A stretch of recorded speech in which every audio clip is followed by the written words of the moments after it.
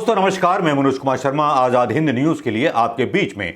यूं तो छुपम छुपाई का खेल सत्ता के बीच और आम जनता के बीच हमेशा से चलता रहा है, लेकिन इस छुपम छुपाई के बीच रेफरी की भूमिका अदा करने वाला मीडिया, गोदी मीडिया, अपनी भूमिका में सजग नजर आता है, जैसे उसको ठेका मिल गया हो सरकार की रखवाली करने का। कुछ इसी कड़ी में किसान आंदोलन को कुचलने की तैयारी सरकार की तरफ से की जाने लगी है। कोरोना के नाम पर बड़े बड़े समाचार प्रचार और प्रसार किए जाने लगे हैं।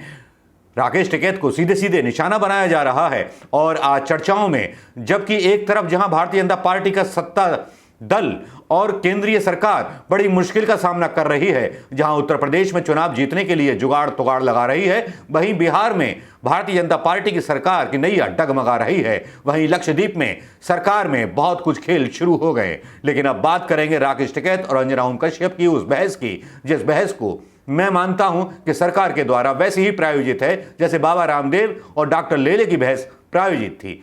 तब मैं समझता हूं कि इन बहसों पर बहस डालना जरूरी होगा, इन पर आकलन डालना जरूरी होगा। आकलन डालना इसलिए भी जरूरी है कि अगर इस पर आकलन ना डाला तो बेमानी हो जाएगी और अंजना ओम कश्यप की बात सही हो जाएगी। तब अंजना ओम कश्यप के बारे में और राकेश टिकैत के बारे में क्या सच्चाई थी और क्या थी आज की बहस की मूल सारांश क्या था। अंजना ओम कश्यप सीधे सीधे बात राकेश टिकैत पर करती रही, ये कह करके कि साहब इतना सारा 4 लाख लोग मरी जा रहे थे रोजाना, कि आपकी जिम्मेदारी नहीं बनती है कि आप लोग इतना इकट्ठा कर रहे हैं लोगों को। तो राकेश टिकैत का सीधा सा जवाब था कि पूरा मीडिया बिकाऊ है, पूरा मीडिया जो है सरकार के लिए काम कर रहा था। क्या मीडिया को बंगाल में हो रही चुनाव रैलियों की परवाह नहीं की? क्या चुनाव रैलियों के बारे में उसने एक बार भी प्रधानमंत्री मोदी से सवाल किया? क्या सरकार के एक भी मंत्री से सवाल किया? ये सवाल जब राकेश टिकैत ने कर दिए तो उसके जवाब में सुन्न पड़ गई अंजना ओम कश्यप की जुबान, जैसे कि लकवा मार गया था अंजना ओम कश्यप की जुबान को। अगला क्वेश्चन अंजना ओम कश्यप की तरफ से ही आया।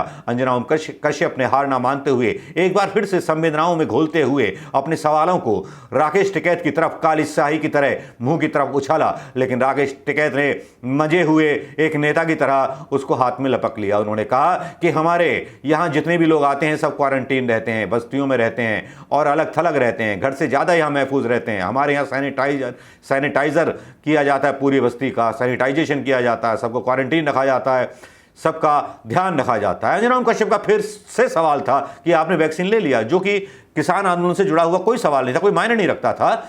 लेकिन राकेश टिकैत ने कहा हाँ मैंने एक टीका ले लिया, एक की बकाया है।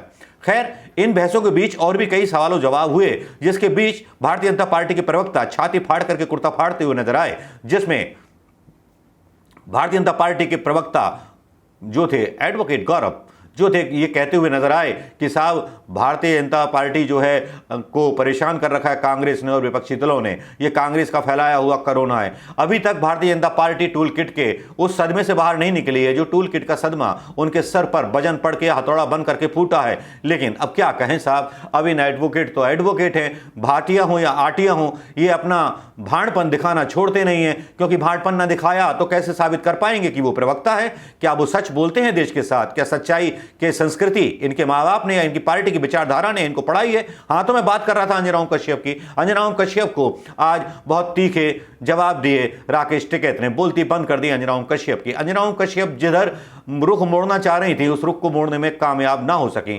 क्या थी बहस की वो वजह, क्या थे वो सवाल जवाब, उनकी कुछ झलक मैं यहां डालना चाहूंगा। राकेश टिकैत ने किस तरह से मीडिया पर आरोप लगाए वो मैं यहां आपको सुनाना चाहूंगा।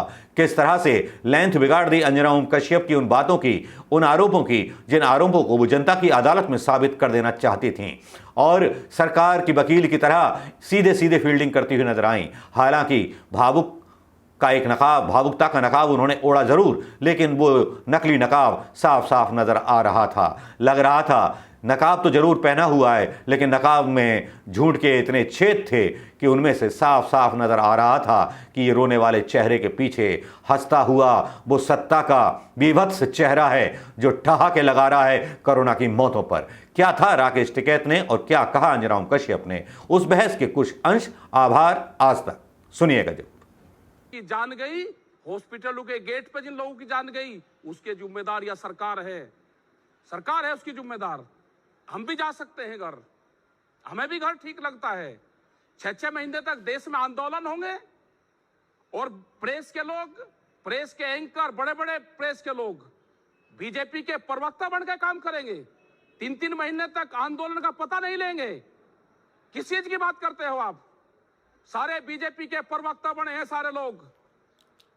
ये देश देखता है आपको भी। अब आप कोरोना का फंडा फोड़ो, ये किसानों के जुम्मे लगाओ। कोरोना का इलाज हॉस्पिटल में है, कोरोना का रास्ता, बीमारी का रास्ता अस्पताल जाता है, किसान आंदोलन का रास्ता पार्लियामेंट जाता है। ये कान खोल कर सुन लो, फिर दिल्ली सुन लो कान खोल के। 26 तारीख हर महीने आती है। ये 4 लाख ट्रैक्टर भी यही हैं और ये 25 लाख आदमी भी यही हैं। ये दिल्ली फिर कान खोल कर सुन ले। बीमारी का इलाज हॉस्पिटल है, किसान आंदोलन का रास्ता पार्लियामेंट है। ये कान खोल कर सुन ले सब।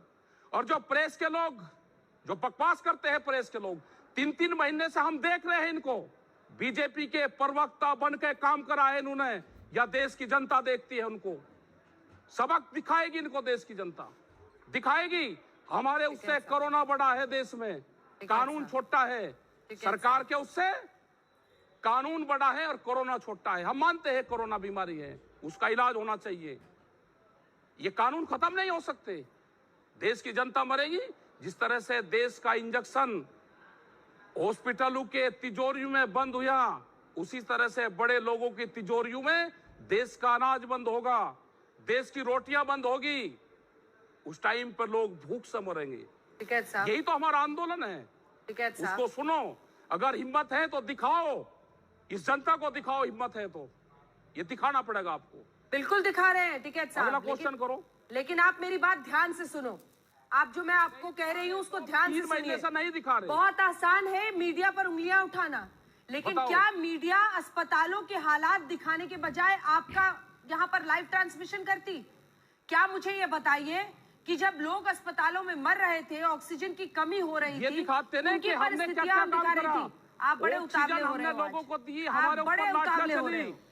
आप भी चाहते हो ऑक्सीजन दबाव हमने बनाना दी, हर किसी पर। ऑक्सीजन लेकिन हमने राकेश बांटी। टिकैत साहब, मेरे सवाल का तो इंतजार करो। आप मेरा सवाल पूरा सुन लो, फिर जवाब देना। मेरा सवाल तो पूरा सुन लो। मैं सवाल आपसे ये बताओ, कर रही सवाल हूं बताओ। कि पिछले बताओ। 3 महीने, आपको पता है मई की तारीख में जब पीक आया, 4.5 लाख, 4.25 लाख के करीब केसेस हो रहे थे देश में।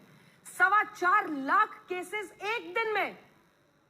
और आप ये मीडिया पर आरोप लगा रहे हो कि 4.25 लाख केसेस की हम सुध नहीं लेते और राकेश टिकैत का चेहरा चमकाते रहते। क्या बात कर रहे हो सर आप समझ रहे हो? 4,000 से ज्यादा लोगों की जान जा रही है। आप सरकार तो को कहते हैं, इस बात पर वाहवाही आप करनी सरकार चाहिए को कहते हैं कि कि लोगों की हमने जान जा आज रही है, तक पर कानून एक वापसी दो जाती हुई जान और इन का लोगों को हिसाब घर भेजो। पूछा सरकार से। आप जब ऑक्सीजन नहीं मिल रही लोगों को, हम उनको ऑक्सीजन दिलवा रहे, पुलिस की लाठियां खा के ऑक्सीजन दिलवा रहे। कहां पर हॉस्पिटलों दिलवाया में आपने? लोगों को किस भर्ती अस्पताल करवा में रहे, दिलवाया? पुलिस की लाठियां चल रही हैं। किस कितने अस्पताल में दिलवाया? सिलेंडर दिलवाए? अगर यहाँ पे इंटरनेशनल खालसा एड यहाँ पे गुरुद्वारे में लंगर लगाती है ऑक्सीजन का, तो लाठियां चलती है, उनके ऊपर मुकदमे दर्ज होंगे। हमने अगर ऑक्सीजन के यहाँ से लुधियाना और चंडीगढ़ से हमने 10-10, 20-20 सिलेंडर खरीद के और हमने अगर गांव में भेजे, तो उसी सरकार ने फिर जो पैटर्न हमारा था उसी पे ही काम करा है ना सरकार ने। फिर जब हमने कहा कि ऑक्सीजन के हॉस्पिटल खोल लो, जो हमारी वहां पे हॉस्पिटल है जो बंद पड़े हुए हैं उसको खोल लो, जो गांव में डॉक्टर है उनको ऑक्सीजन अवेलेबल करवाओ। हमने दिए हैं ऑक्सीजन। हमने हरिद्वार, काशीपुर, मुजफ्फरनगर, मेरठ, हमने दिल्ली के हॉस्पिटलों को मुजफ्फरनगर से ऑक्सीजन दिलवाई, रिवाड़ी के हॉस्पिटलों को मुजफ्फरनगर से ऑक्सीजन दिलवाई। हमने ऑक्सीजन दिलवाने के लिए लाठियां खाई हैं, हमने खाई है लाठियां। हमने हजारों लोगों की जान बचवाई ऑक्सीजन देके। सरकार संवेदनशील नहीं है। सरकार अगर कोई बहस ऑक्सीजन, इस बहस को सुन लिया होगा दोस्तों। इस बहस के बाद आपको लग गया होगा कि किस तरह अंजना ओम कश्यप को लाजवाब कर दिया राकेश टिकैत ने। क्या आप बताइए, जिस तरह के आरोप लगाए गए किसान आंदोलन पर, एक तरफ राकेश टिकैत ने साथ में यह भी कहा कि आप कहते हो कि बस्तियां की बस्तियां खाली हो गई, 3 महीने से आपने कवरेज नहीं किया किसान आंदोलन का। तो अंजना ओम कश्यप बोलती हैं कि साहब हम उन लोगों को दिखाते जो 4.5 लाख रोजाना आ रहे थे, ऑक्सीजन की कमी थी, उनको दिखाते या आपको दिखाते, आपका चेहरा चमकाते। लेकिन राकेश टिकैत बोला कि हमने ऑक्सीजन की इतनी सप्लाई लोगों को दी, क्या आपने दिखाई? हम पे पुलिस के डंडे पड़े। अंजना ओम कश्यप ने पूछा कि कौन से अस्पताल में दे दी। शायद अंजना ओम कश्यप का कैमरा भारतीय जनता पार्टी के नेताओं के चेहरे पर मालिश करवा कर, मेकअप करवा करके उनके बयान और उनके इंटरव्यू ले रहा था। शायद उनके कैमरे उन गलियों में घूम रहे थे जहां भारतीय जनता पार्टी के नेता एक मास्क के साथ अपना दान पात्र दिखा रहे थे। शायद अंजनाओं कश्यप को इतनी फुर्सत ही कहां थी कि जो देख पाती कि किसान भी ऑक्सीजन बांट रहे थे। मुजफ्फरनगर, रेवाड़ी, हरियाणा से और पश्चिमी उत्तर प्रदेश के अस्पतालों में सप्लाई की जा रही थी। उन अस्पतालों को एक्टिवेट किसान यूनियन के द्वारा सरकारी अफसरों के साथ मिलकर के किया जा रहा था, जो बिल्कुल डीएक्टिवेट पड़े थे। शायद इस तरफ मीडिया का ध्यान नहीं गया। मीडिया का ध्यान तो गंगा की रेती पर था। बाबा योगी के वो राज जो इंटरनेशनल मीडिया ने ना खोले होते तो शायद हमारे हिंदुस्तानी मीडिया की जुबान भी आज सरकार से तो सवाल पूछने की हिम्मत है ही नहीं, उन मुद्दों को भी ना उठाती, उन तस्वीरों को भी ना बताती। लेकिन चलिए, ये बहस तो बहस हुई, लेकिन इसमें अंजना ओम कश्यप की बुरी तरह से किरकिरी हुई। लगा सरे बाजार एक बार फिर से कारिंदे, ढोल पीटने वाले, भांड बोलते हैं, शायद वो नंगे हो गए। दोस्तों, कैसा लगा ये वीडियो? अगर अच्छा लगा हो तो शेयर करना ना भूलें दोस्तों। नमस्कार, जय हिंद।